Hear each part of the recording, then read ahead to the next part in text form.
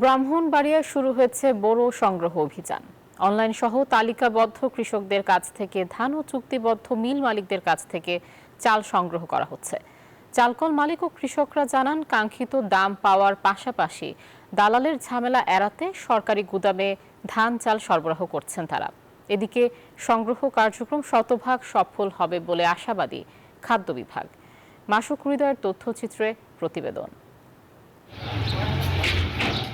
বোরো সংগ্রহ মৌসুমে ব্রাহ্মণবাড়িয়ায় খাদ্য বিভাগের উদ্যোগে সরকারিভাবে জেলার 10টি খাদ্য গুদামের জন্য ধান চাল সংগ্রহ অভিযান চলছে।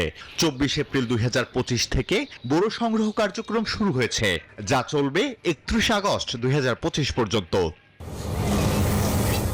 কৃষকদের কাছ থেকে প্রতি কেজি ধান 36 টাকা দরে ও মিল মালিকদের কাছ থেকে প্রতি কেজি সিদ্ধ চাল 49 টাকা দরে কেনা হচ্ছে।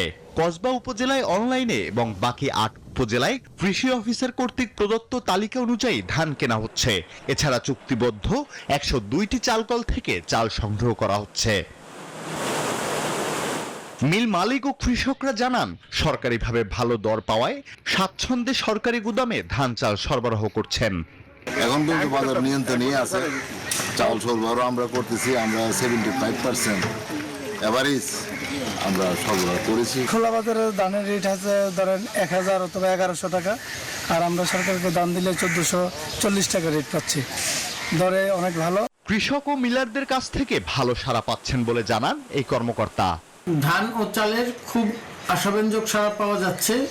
কৃষকরা প্রতিদিন 150 টন চাল নিয়ে আসছেন, ধান নিয়ে আসছেন, এবং মিলাররা প্রতিদিন গাড়ি পাঠাচ্ছেন। গুদামে প্রতিদিনই চাল উঠছে, ধান উঠছে। আর সংগ্রহ কার্যক্রম শতভাগ সফল হবে বলে আশা খাদ্য বিভাগের এই কর্মকর্তার। 11,911 মেট্রিক টন লক্ষ্যমাত্রা কেনা হয়েছে। 11,512 মেট্রিক টন, 96% আমরা ধান অর্জন করতে পেরেছি। ধান চাল যে সংগ্রহ, এটা আগামী যে সময় আছে আমরা 100% কিনতে পারবো। জেলায় সিদ্ধ চালের লক্ষ্যমাত্রা ধরা হয়েছে 78,572 মেট্রিক টন। এখন পর্যন্ত অর্জিত হয়েছে 41,563 মেট্রিক টন। ধান সংগ্রহের লক্ষ্যমাত্রা ধরা হয়েছে 11,911 মেট্রিক টন। অর্জিত হয়েছে 11,512 মেট্রিক টন।